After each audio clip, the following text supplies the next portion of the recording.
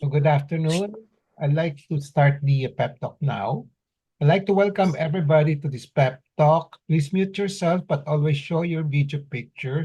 Sign in your name, your Facebook account, or email address in the chat box. Please include the names of companions attending with you. Use the chat box to ask questions and make comments while the pep talk is on. There will be group pictures at the start and end of the pep talk, so please show your faces in the video.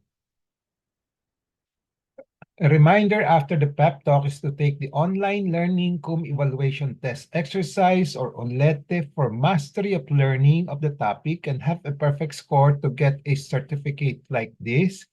I have placed the link in the chat box. Another reminder, obtaining 25 OLETE certificates, okay, with a passing score, okay. So with a 100% passing score, you're entitled to a OLETE certificate, and obtaining 25 OLETE certificates will entitle one mentee to a voucher for a RO Hoson medical consultation, either face-to-face or telemedical. Another request, please type in your feedback in the chat box during the open forum and before we adjourn. So let's now have a group picture taking before we start the pep talk proper in 2 minutes. Please turn on your video now and show your beautiful faces.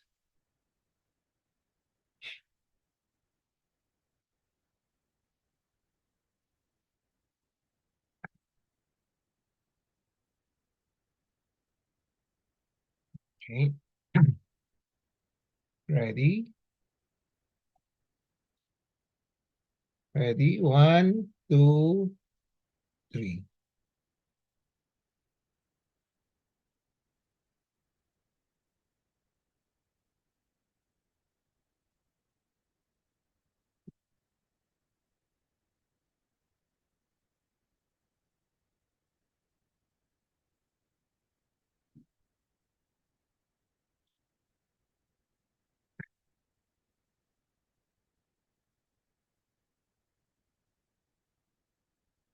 I have a patient empowerment program in which I like to empower the lay people or patients to take control in the management of their health.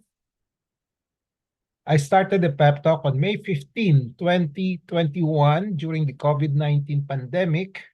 There are 3 courses in the pep talk. I completed the core course on October 9, 2021, and then from October 2021 onwards, I've been tackling health disorder and health issue courses.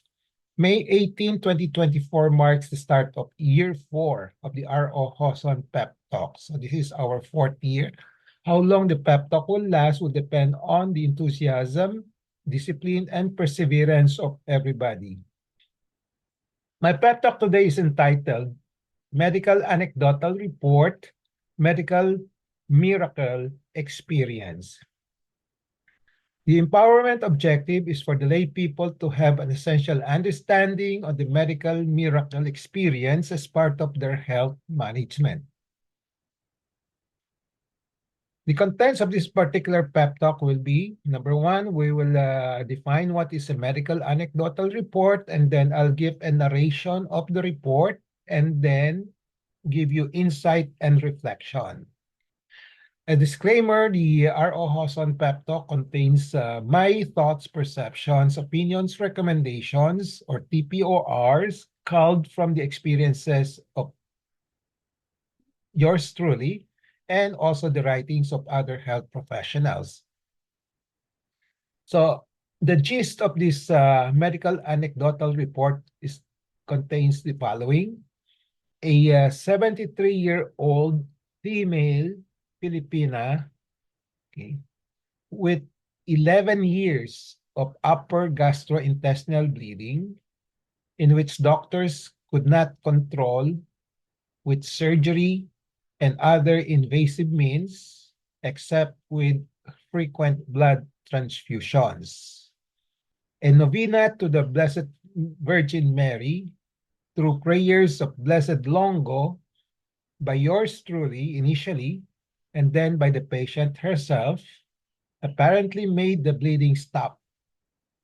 It's For 7 months now, as of today, as of September 2024, the last bleeding was on February 2024.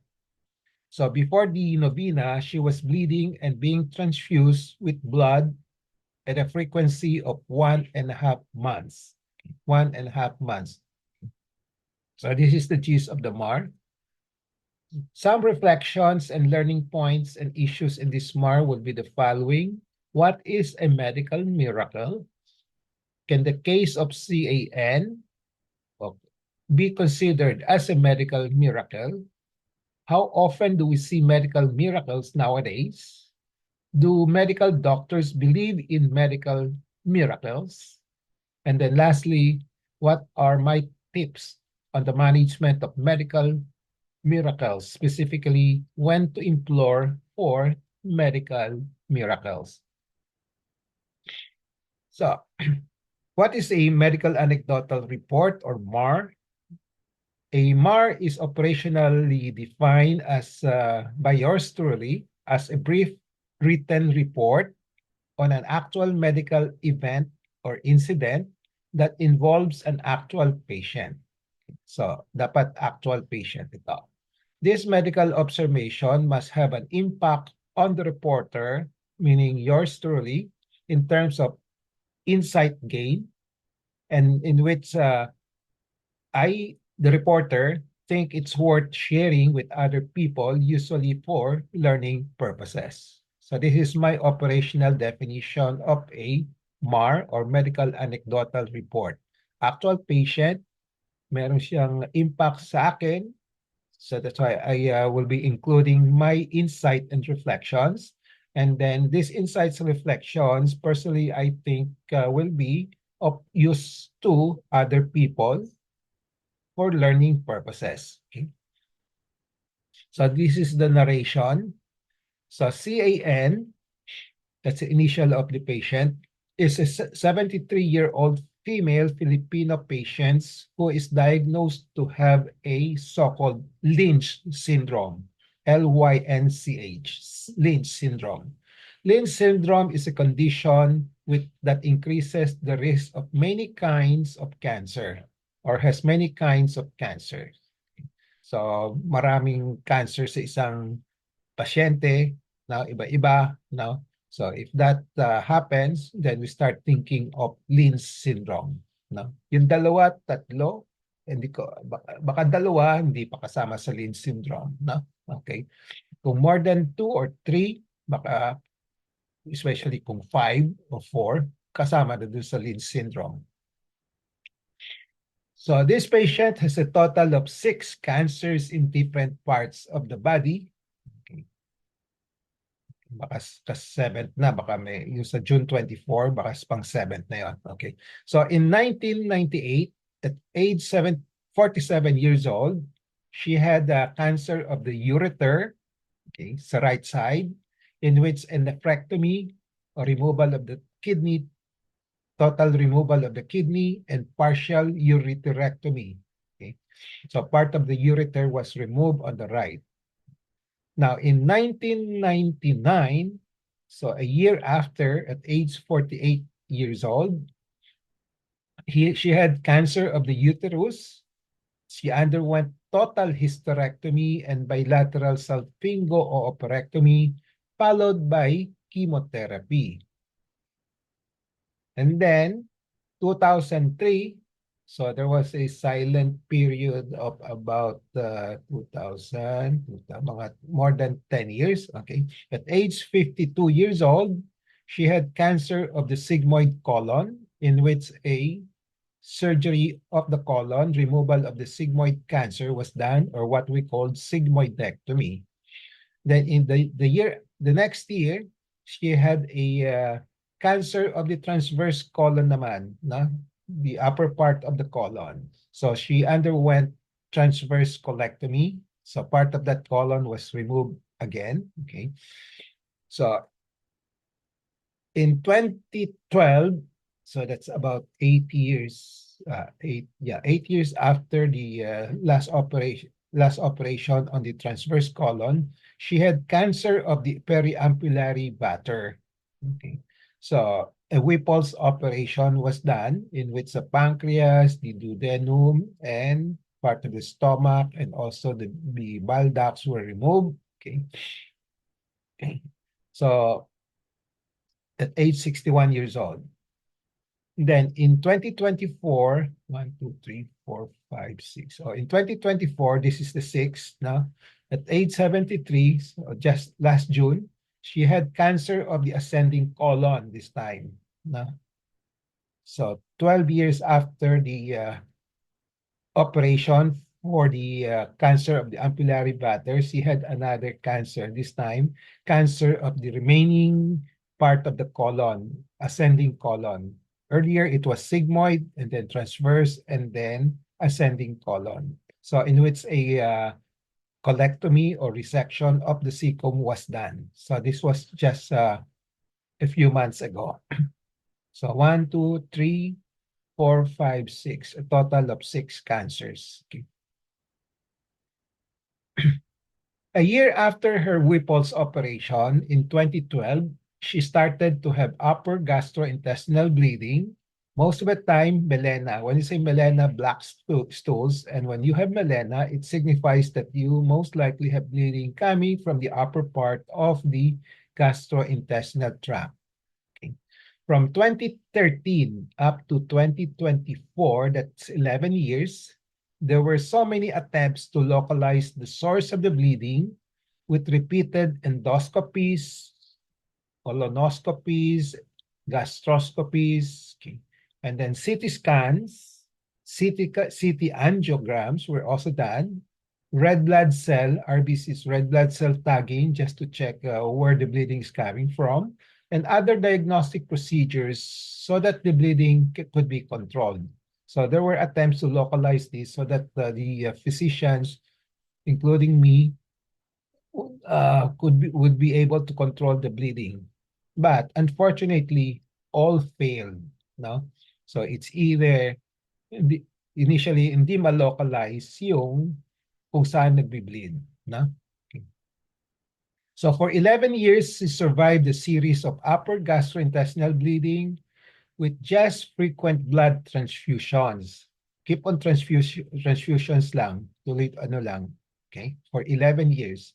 So with a recorded amount of 7 to 10 units of blood being transfused per hospitalization.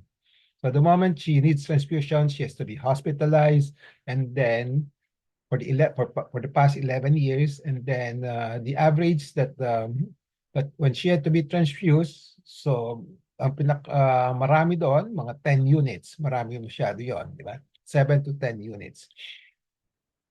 Now, in 2023, the recorded frequency of melena and blood transfusion was about 1.5 months. So, yun ang almost 1.5 months. 1 month every month or 1.5 months. No? So, every 1.5 months, may blood transfusion siya. So, ang last bleeding episode niya with blood transfusion was in February 2024. So, note that time, that date, no? February 2024. So, ito yung naka-recorded na last transfusion niya because of bleeding. So in February 2024, this year, just this year, relatives consulted me asking, actually for the 9th time, as I've been taking care of these patients for more than 11 years. Okay, so they were asking me what to do to this patient as their funds were running low because of blood transfusions. So it's not cheap to have blood transfusions every 1.5 months, hospital expenses, and professional fees. Okay. So I was not included in professional fees. It's being handled by the internist, no? Okay, and others people. So the question posed is it ethical and moral to stop the blood transfusions and let nature takes or run its course already because they have tried looking for the bleeding, cannot stop it, no? Kung pwede bang ano na lang, just let nature takes its course. So this question posed, okay, to me, and this is actually difficult to answer. So At this time, she had no evidence of cancer recurrence etong February 2024. Despite the many kinds of cancers, as I said, she had five before the last one. So she was not a terminally ill cancer patient. Okay? Hindi yung cancer na may sakit na wala ng pag-asa. Okay? Her only problem was the unstoppable 11 years of upper gastrointestinal bleeding. Yan lang problema niya. Okay? So I told the relatives not to give up yet until I made another move or several moves, probably the last also. Honestly, I was also at a loss of how to help her. Okay. Because sandali na lang, I'll just try my best for the last time, kung pwede. Give me a chance, okay? So my last ditch effort to help, this was part of my everlasting compassionate humanitarian program for my patients, okay? So what I had in mind is that I will think of at least two strategies. Honestly, I didn't know whether they would work or be successful at that time, last February. No? One strategy was for me to personally look for a local surgical endoscopist with superb expertise who could repeat the endoscopy for the last time, as I said, last ditch effort na to, to localize the site of the bleeding and then control it endoscopically. Okay. So look for a local surgeon who can do endoscopy, no? And then, kung pwede, i-control yung bleeding through endoscopy. I had an inkling, personally, I had an inkling because I was the one who did the operation in the Whipples in 11 years ago. So I had the inkling that the site of the bleeding was at the anastomotic site, anastomotic area in the pancreatico-jejunostomy in the Whipples operation. So I was thinking that there most likely a granuloma pyogenicum or lobular capillary hemangioma, the other technical term. This is just parang wound healing, and then di siya maganda ang healing, nagkaroon ng isang parang bukol-bukol, no? Which kung nagalaw ng konti, madaling dumugo, no? Okay. So I was thinking of that. So through some networking, asking around, I was able to talk and request a local surgical oncologist, RS, who I think would be the best person to do the job. He agreed to do the endoscopy in a government hospital pro bono without pay because, as you know, this patient is running out of resources. So he did it in April 17, 2024. Okay. I will give the results of the first strategy after. This is the first strategy looking for a endoscopist, a local endoscopist who can do the job well. Okay. So I'll just present the second strategy first before I talk about what happened here. My other or second strategy was to fervently pray for a medical miracle, which I had not done before. Honestly, I honestly believe only a miracle can stop the 11 years of continuous bleeding of this patient if the endoscopic attempt would not be successful. So I didn't know whether at that time I didn't know whether the endoscopic procedure would be successful. So sinabayan ko na ng prayer, no? Okay. So because an operation was out of the question, it was too risky kasi meron na siyang at least six or seven operations na, no? Okay, may mahirap na operahan doon sa tiyan, no? So during this time, March or April, during one of my gospel readings, I came across this passage from Mark, St. Mark, and I prayed and hoped it would also happen to the patient. So in that Bible passage, it was mentioned, there was a woman afflicted with hemorrhages for 12 years. CAN, 11 years. She had suffered greatly at the hands of many doctors. Ganun din, dito kay CAN, dumanas siya sa madaming doktor and procedures and had spent all that she had, yung mga gastos niya. Yes, yet she was not helped but only grew worse. So naging 1.5 months na yung interval ng bleeding niya. So she had heard about Jesus and came up behind him in the crowd and touched his cloak. She said, if I but touch these clothes, I shall be cured. Immediately her flow of blood dried up.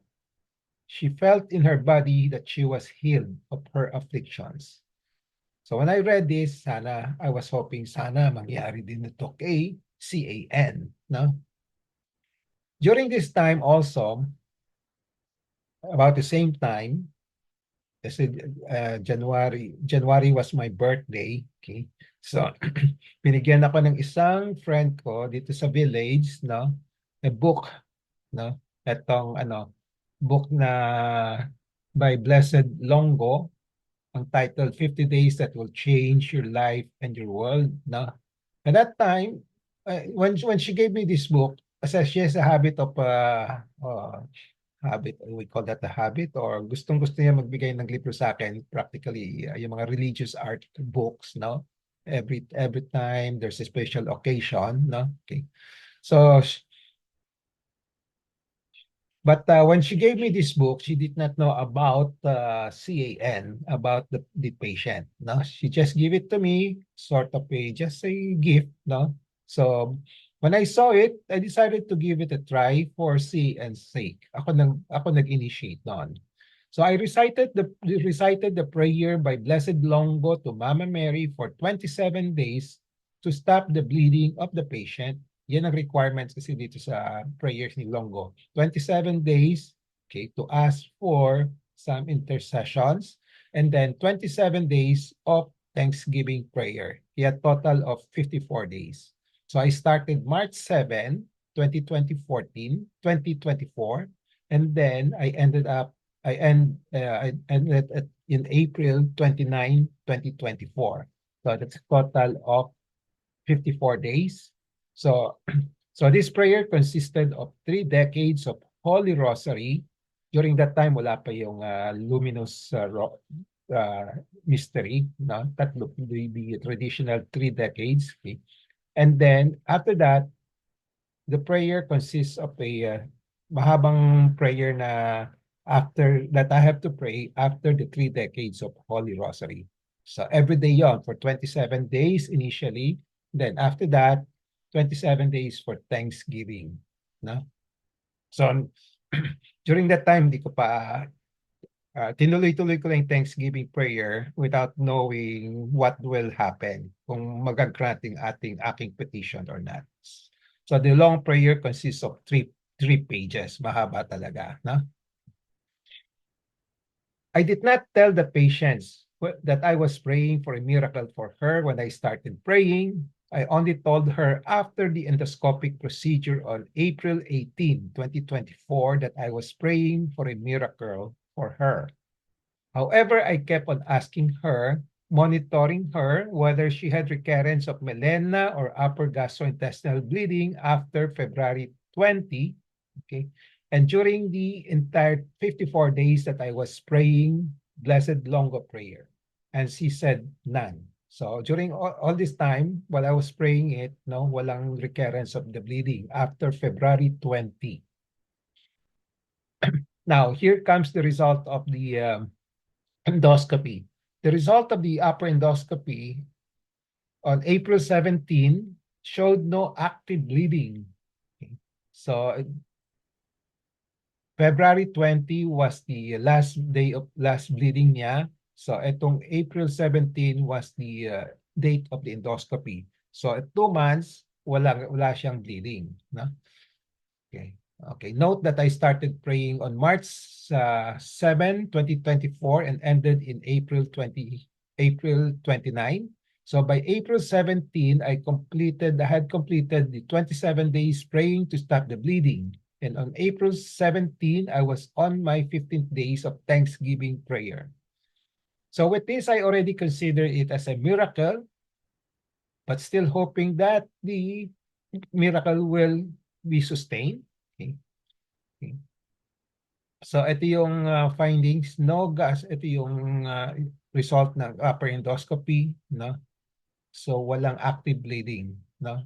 Coffee ground material and fibrinoid materials noted in the gastric lumen lang. No active bleeding identified. Okay. However, there was an unexpected twist in the story of this patient. Wala nga siyang bleeding, pero may ibang nangyari. Na? After the upper gastrointestinal endoscopy, a colonoscopy was done on the same day kasi hinahanap nila kung talaga saan galing yung bleeding. No? After the upper GI endoscopy, ginawa nila yung colonoscopy sa ilalim naman. No? Okay. So the twist was that a cancer in the ascending colon or cecum was found, which was not present in the colonoscopy done in July 2023. Kasi last year, July lang, meron siyang colonoscopy na eh. No? So wala, negative. No? Pero this time, may nakita. No? Pero yung bleeding sa upper part, nawala. No? Okay. So the cecal cancer is a new finding and unlikely to be the cause of the severe upper gastrointestinal bleeding. So that's what I think, okay? So it seems that the cecum cancer was given in exchange for the unstoppable upper gastrointestinal bleeding. So that's my thoughts, perceptions, and opinions and recommendations. The cecum cancer could be more easily be treated with an operation. So yan ang thinking ko, pinalitan ng cecal cancer, no? Para in exchange wala na yung upper GI bleeding.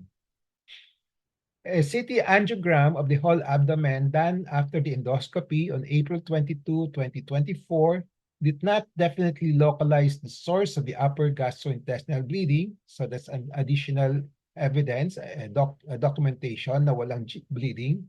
It just consider cavernous transformation of the portal vein, tortuous vessels in the perihilar, splenic hilum, and perigastric regions. Okay, meron din mga itong findings, but I don't think that's causing the bleeding right now. Anyway, the bleeding has stopped for at least 2 months now. So after my prayer in April 29, 2024, I asked the patient to take over. Tapos na yung aking prayer, I asked her to pray for herself using the prayer of Blessed Longo. Siya naman. I purposely scheduled the operation because of her cecal CA. Sabi ko, kailangan operahan. I will not rely on another miracle for that. Sa akin, pinalitan na yung bleeding with a cecal CA. No? I'm thankful for that already. No? So, in-schedule ko yung operation niya for the cecal CA on June 20. Tiniming ko lang in such a way that the patient could complete her 54 days of prayer. No? Kasi magpe-pray pa siya for 54 days. So, there was no recurrence of the upper gastrointestinal bleeding up to the time of the operation, June 2024. If there's a bleeding, it will make the whole story complicated. A bleeding would make the operations of the colon more complicated and riskier. So baka hindi namin matuloy yung operasyon niya, no? Because of the bleeding. Pero wala, no? So because of the absence of bleeding, natuloy yung operation niya for the cecum. So on June 2024, the patient underwent segmental colectomy to remove the cecal cancer. Ito yung picture ng cecum niya, and then ito yung tumor niya. No? So from February 2024, which was the last episode of almost monthly upper GI bleeding, up to June 20, 2024, 4 months, at the time, was the time of the operation, okay, there was no recurrence of the bleeding that I was praying for. So February 20, 2024 to September 17, 2024, this is the time that I was writing this MAR, okay.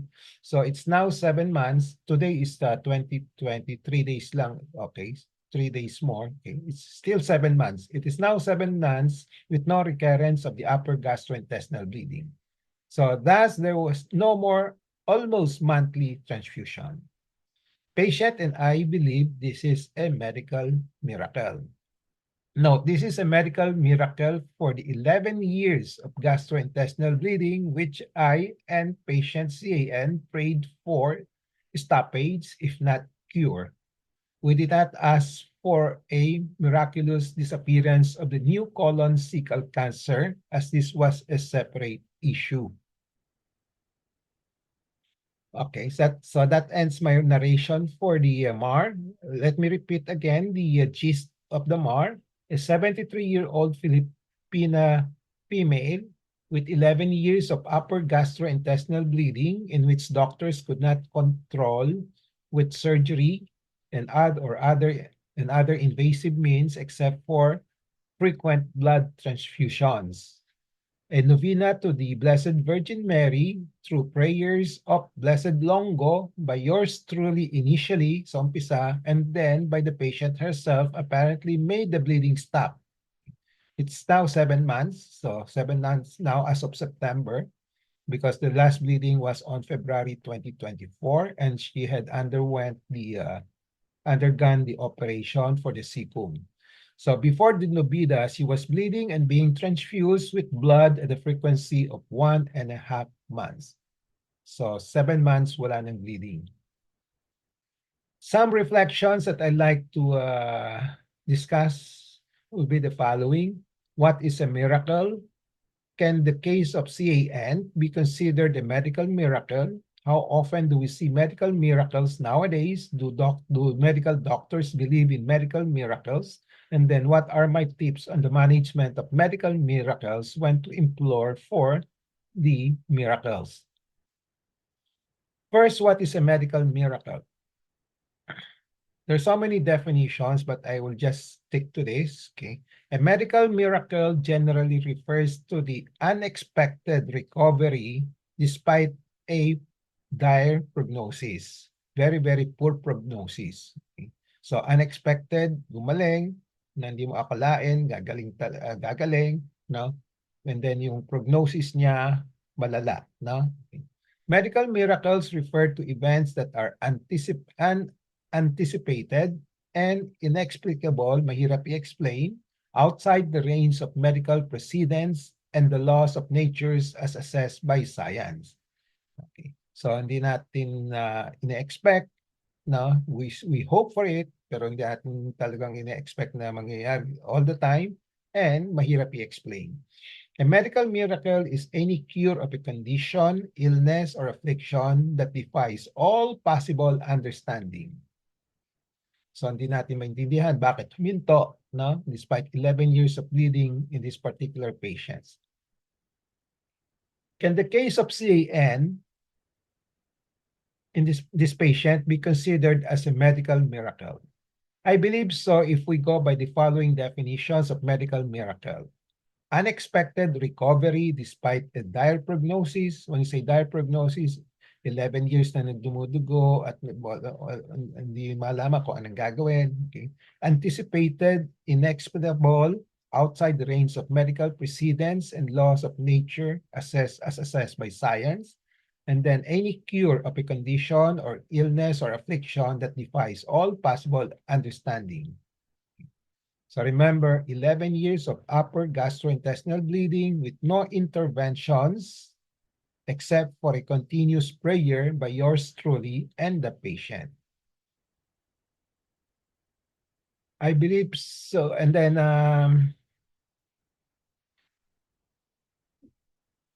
this particular question can be answered also by, if we go by the definition of a medical miracle by Mir. Mir observes that the medical miracle has 3 basic components. Number 1, it must be an unusual that can be perceived by others. It has no natural explanation. It appears to be the result of an act of God. How often do we see medical miracles nowadays? Not as often as before or during the time of Jesus Christ. The Bible recorded 17 medical miracles during the time of Jesus. But medical miracles will still occur nowadays, but they are not always dramatic as before and and are not always spoken of publicly because who experience them hold them sacred. Hindi masyadong kinekwento, no? Furthermore, the criteria for declaring an event as medical miracle are now more stringent. Medyo mahigpit na, especially by the Catholic Church before it declares somebody as a saint. The sanctuary of Our Lady of Lourdes in southern France, where millions of pilgrims go there every year seeking medical miracles, scrutinizes the cases of apparent miracles, not only 70 cases in 160 years. So maraming pumupunta doon, as we know, for praying for miracles, but up to now, only about 70 cases are really documented to be proven to be miracles. Okay. Do medical doctors believe in medical miracles? Yes, they do, though not all. Personally, I do. A national poll of 1,100 physicians from different religious faith in the US, okay, asked whether they believe in miracles. 74% believe miracles occurred in the past. 73% held the belief that miracles can occur today. So this poll was done in 2004. Moreover, 72% of physicians believe that a religion is a reliable and necessary guide to life. So what are my tips in the management of medical miracles, especially on when to implore for medical miracles? Every human beings, when they get sick, always wish they get recovered soon. That's a given. They can observe without going to the doctors, hoping and at times praying for their God, they will spontaneously recover soon. So if they recover, is this considered medical miracle or grace? So that's a question. They may self-medicate and observe without going to the doctors, hoping and at times praying to their God, they will spontaneously recover soon.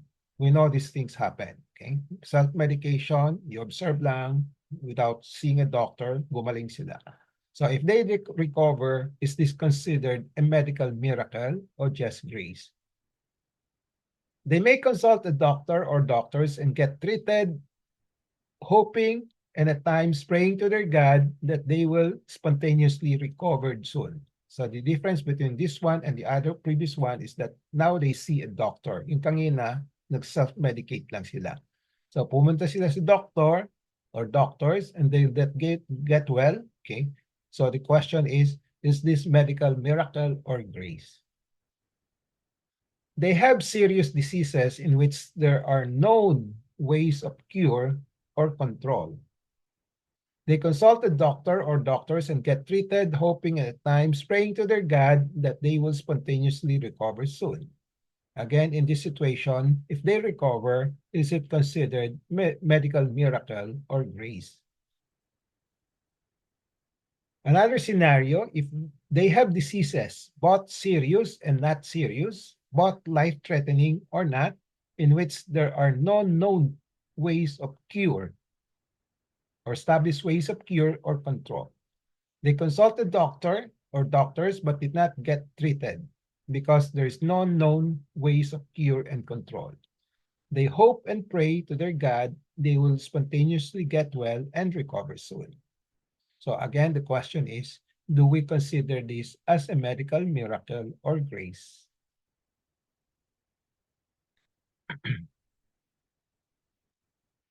Okay.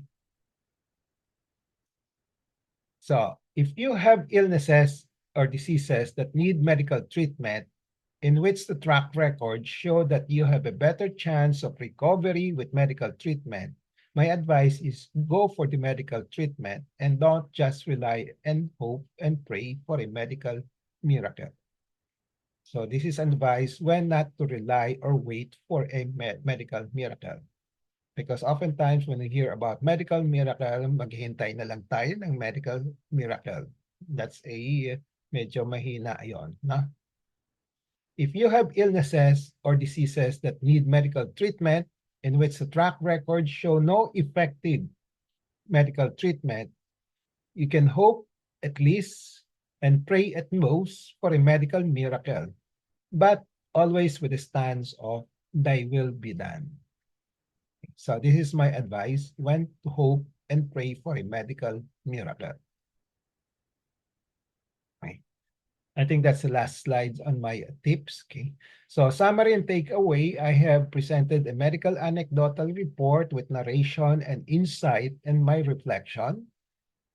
The gist again, 73-year-old female, Filipina, with 11 years of upper GI bleeding, in which doctors could not control with surgery and other invasive means except for frequent blood transfusion, novena to the Blessed Virgin Mary, through prayers of Blessed Longo by yours truly initially, and then by the patient herself, apparently make the bleeding stop. 7 months now as of today. Okay, last bleeding was on February 2024. So before the novena, she was bleeding and being transfused with blood at a frequency of 1.5 months. So for the past 7 months, wala nang bleeding, wala nang blood transfusion. And furthermore, she underwent an operation without any problem. So I presented some of my reflections. My reflections would be on the following: what is a medical miracle? Can the case of CAN be considered as a medical miracle? How often do we see medical miracles nowadays? Do doctors believe in medical miracles? And then what are my tips when to implore for medical miracles? So with that, takeaway in relation to patient empowerment, be always in touch with reliable medical information on medical miracle.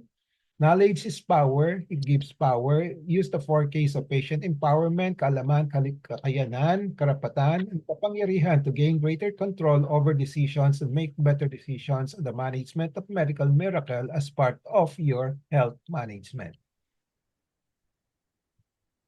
This ends my pep talk today. I hope I have empowered you to have an essential understanding of medical miracle as part of your health management. So when to consider presence of medical miracle and when to implore medical miracle for your health condition in the future. So before we go to the question and answer portion of the sessions, remember to take the online learning cum evaluation test exercise for mastery of learning and have a perfect score to get a certificate like this. I have placed the link in the chat box. And then obtaining 25 OLETE certificates will entitle one mentee to a voucher for a RO Hoson medical consultation, either face-to-face or telemedical. And then another request, please type in your feedback in the chat box during the open forum and before we adjourn. So let's now have a group picture taking before we start the QA and interactions. Please show your faces now.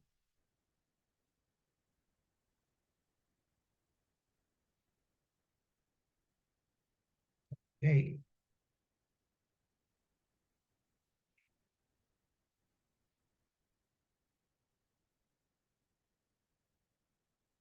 Okay, ready? 1, 2, oh, may pahabol. Okay, let me repeat. 1, 2, 3.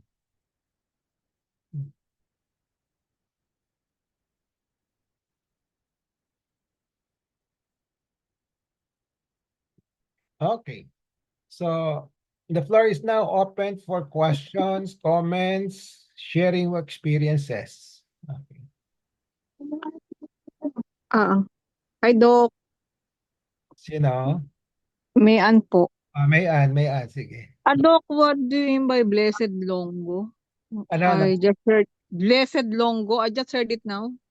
I think she was canonized as saint na. Blessed, saint na. Ah, Yung book binigay sa akin, ano, matagal na yon eh. Na? okay po. Thank you po. Okay. Any other comments? Anybody who wants to share? Has anybody experienced medical miracles in their life now?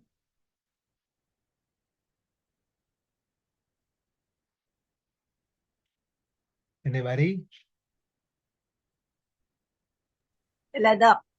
Violeta, sige. Baka ikaw, meron. Ah, mako-consider ba yung case ko? Let's see. Ano ba yung case mo? Sige, Kasi, inarate. di ba I'm stage 4 cancer Yeah. to the lungs, metastasized to the lungs.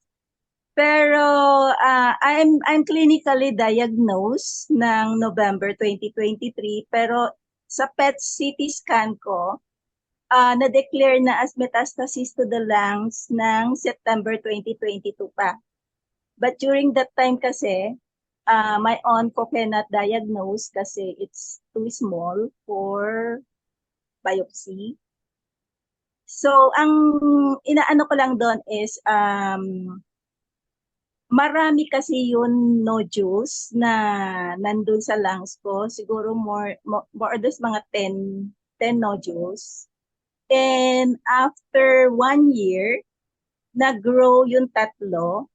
One on my left and two on my right. Sila lang yung tatlong malaki. On my left is 1.2 cm. My right is 1.3 and 0.08 cm. Tapos multiple nodules na maliliit. Lahat na nag-hypermetabolic na sa PET CT scan na October 2023. So, I consider that as grace or miracle kasi hindi nag-spread to other organs despite na hypermetabolic na siya nung September 2022. And we waited 1 year after to be biopsied. Tapos after the biopsy, yun nakita nga na it's metastasis from my renal cell cancer and not from my breast cancer. Kasi two primary cancer ako eh. Breast cancer na una, I was operated by you. And then 1 year after, 2019, renal cancer naman. So, ang inaano ko dito is, maswerte ako. I'm blessed kasi hindi kumalat yon nag-hypermetabolic noong 2022 kasi, di ba Doc, pag hypermetabolic na siya, usually it is cancerous na po.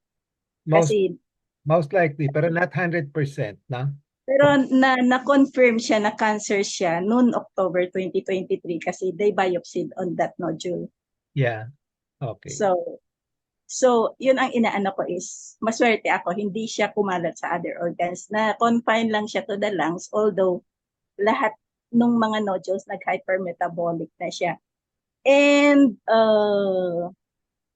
I am taking only oral drug, pazopanib. Hindi ako nag-IV ng pembrolizumab or other first-line treatment.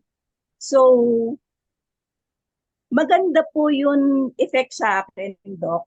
So, I consider that another miracle and grace kasi hindi matindi yung side effect sa akin. Hepatotoxic yung gamot. So, ang binabantayan ng doctor is, bawal umakyat yung blood pressure ko above 150. And hanggang ngayon, naka-confine pa rin sa 120, 130 over 90 ang BP ko. Okay. Tapos yung liver ko, hanggang ngayon, normal pa rin. SGPT, SGOT, bilirubin, normal pa rin. Creatinine, normal pa rin. So, hindi ko alam, Doc, pero alam ko lang maswerte ako kasi nakakapasyal ako, nakakakain ako, nakakadakwatsa ako. Okay. As if I am normal. Alam ko lang na may cancer ako because I'm taking my medicine. Yeah. Okay. That's good. Okay.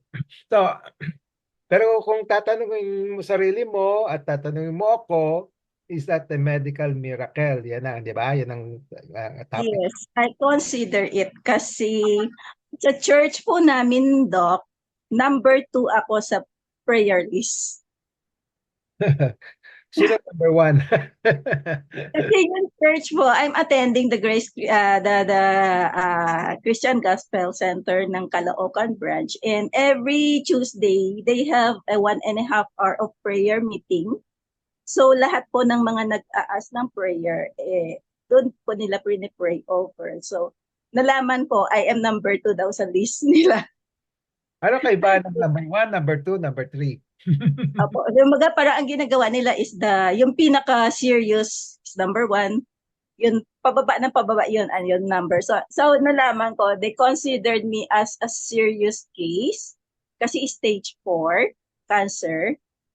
So, yun nalaman ko, they are praying over for me. And I am joining also a morning devotion every 5 o'clock with some of my co-churchmates. So, pray over din nila. So, I think it is a Okay. miracle. Yeah, okay. So, by priority, pag more severe ang ano mo, ang condition mo, nasa priority ka. Opo, please. Okay, so pwede rin yun, pero first time I heard about it, sabi sa akin naman, kahit anong sakit mo, magpa-pray ka, ipa-pray ka, di ba? Regardless of ano. So, Kasi daw po yun mga, kumbaga the church member would just send prayer requests and they will they will write down kung ano yung case nung for the prayer request. So, nalaman ko lang, a member of the church just told me that because he was looking for me, hindi daw niya ako kilala, who is Violeta Reyes. Bakit number 2 ka sa prayer list? So, noon time na yun, nagkita kami, sabi niya, oh, so you're Violeta Reyes. What's your case? Sabi ko, I'm stage 4 cancer. Sabi, yeah. Ikaw pala yung Violeta Reyes ko. Yeah, but I think the bottom line here is it doesn't have to be you don't have to be prayed by somebody else to get the miracle, no? Okay. So even yourself, you can do the prayer as a patient, di ba? And then so hindi naman ito lang nangyari dito sa kaso nito. As I said, this is my first talagang formal recorded medical miracle, which I really consider medical miracle. Ako, I just initiated the prayer, no? Pero if I didn't pray and then I asked the patient to pray, at nangyari, miracle pa rin yun, di ba? Okay. So, it doesn't have to be that as somebody, a third party will do the prayer for you, no? Pero sinasabi na mas maganda kung may third party, di ba? Okay. Sabi nila, mas maganda daw kapag meron nag-intercession. Yeah, ganon. Mas maganda. Pero yung pwede ka rin mag-pray on your own, so you can get a miracle. You know, it's possible, di ba? Okay. So let's just be clear on that, no? Okay. Number 2. May tanong ako, Dok. Doon sa PET scan, what's the difference of hypermetabolic, stable metabolic, and background metabolic? Background of? Background metabolic. Anong nakalagay? Metabolic? Background. Background metabolic lang nakasulat. Background. So, hindi ko naintindihan anong ibig sabihin niya. Doon sa PET scan ko noong April. Kasi pag may hypermetabolic, usually ang connotation noon is positive, but not all the time. May mga false readings din yon, may false interpretations, no? Okay. So it has to be monitored, or additional tests might have to be done to make sure that if you really want to pursue it, to make sure that it's really metastatic or not. No? Okay. Kasi compare po nila yun after 4 months of medication, they compared, nag-PET CT scan ulit ako, so they compared it with my October.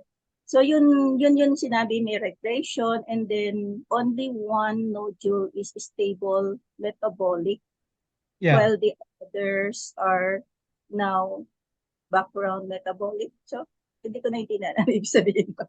Yeah, but the mere fact that you have all these tests done, no, it shows kumisan meron, kumisan wala, di ba? Ganon, no? So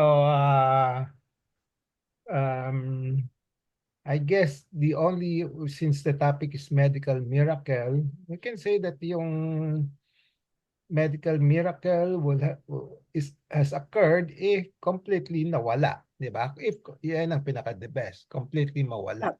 No? Okay. Kasi kung partially, hindi pa rin medical miracle, di ba? Okay. Makikita ko po, October 2, my next PET scan, Doc.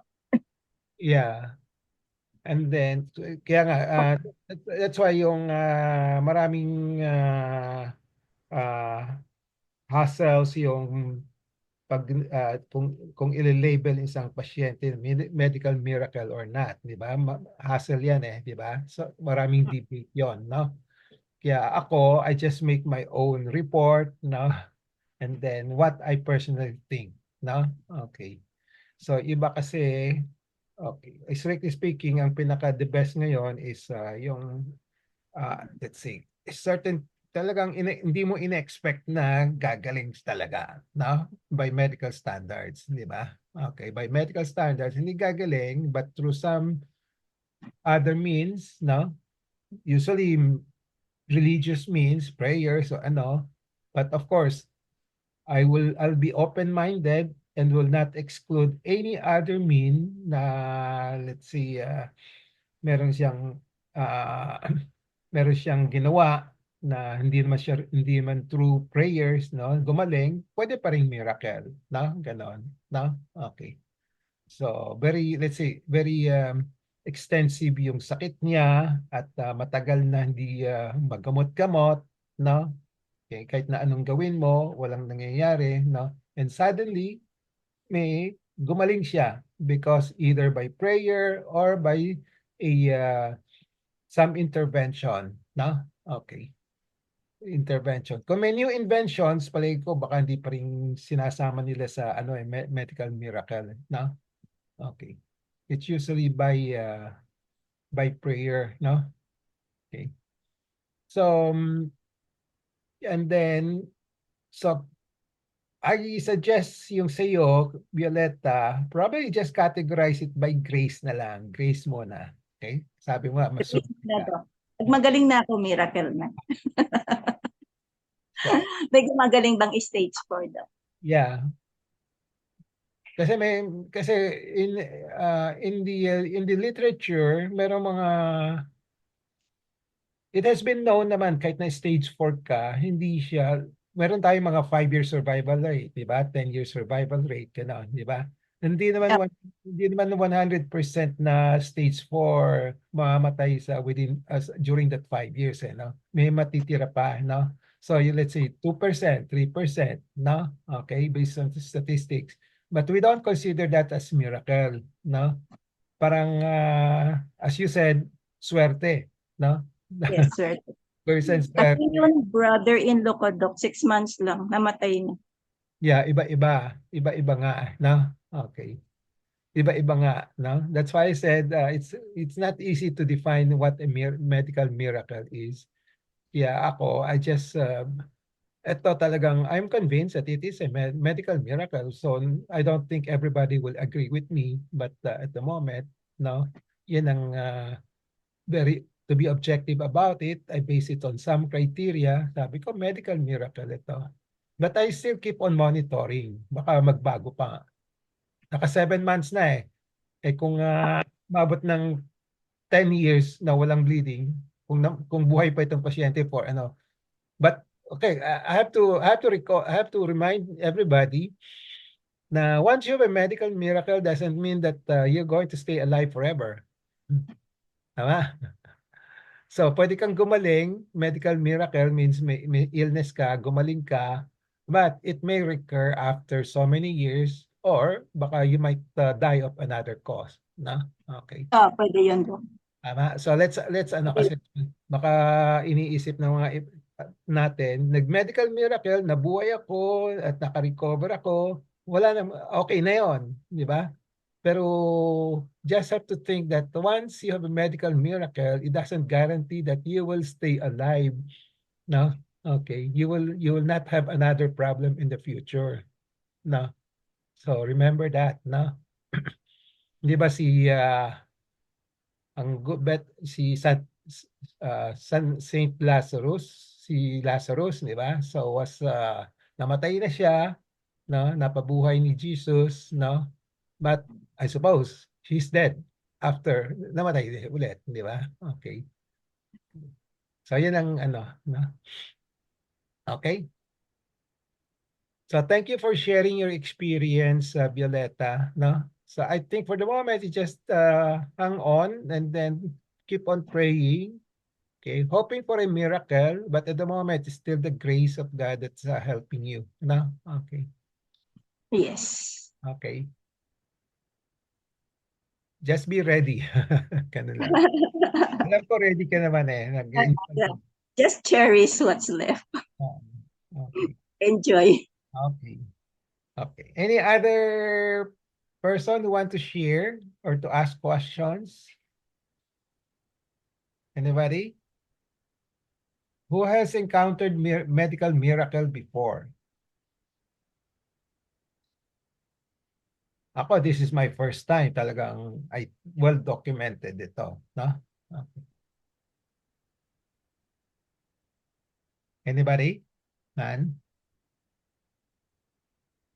So kung wala, can I have a show of hands kung lahat ba'y naniniwala sa sinasabi ko na this case is a medical miracle? 11 years na nagbi-bleed, no? Bigla na lang tumigil because of my prayer, no? Let's have a show of hands. 1, 2. Okay. Good. Good. Walang nagdi-disagree sa akin. Of course, may tao siguro magdi-disagree sa akin. Lalo na mga atheists. The atheists probably will disagree. No? Okay. Okay, so only time will tell. I will keep on monitoring this patient, then update it in my blog. No? Okay. Okay? Wala na mag-share. Last call.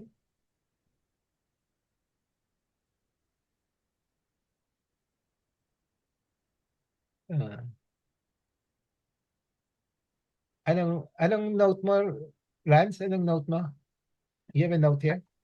And then may question lang sa chat box, yung kay CAN, kung natanggal ba yung cecal cancer. Sabi ko, na-remove siya through surgery. Yeah. Yeah, tinanggal. No? Sino nagtanong? Susan, ikaw ba? Sino nagtanong? Miss Susan po. Okay, Susan. Okay, natanggal, no? Okay, so Mahina yung signal ko, Doc, nawawala-wala ako. Oo. So, sa chat. To answer your question, natanggal. Parang, I was really anxious before the operation. Baka mag-bleed siya ulit. Baka hindi namin matanggal, maoperahan. Number 2, baka mahirapan kami magtanggal. Na? So, buti na lang, took us only about 1.5 hours to remove it. Na? Okay. Okay? Any more? Thank you, Doc. You're welcome. So, wala na mag-share? Okay. So, kung wala na, we'll call it a day and then we will have another session next week. No? Thank you, Doc. Okay. Sige. Thank you po, Doc. Bye-bye. Thank you, Doc. Thank you po, Hi, Doc. Doc. Thank you. Thank you, Doc. Doc. Bye-bye. Happy weekend. Bye. Happy weekend. Okay. God bless everyone po. Yes. Bye. Bye-bye. Bye-bye.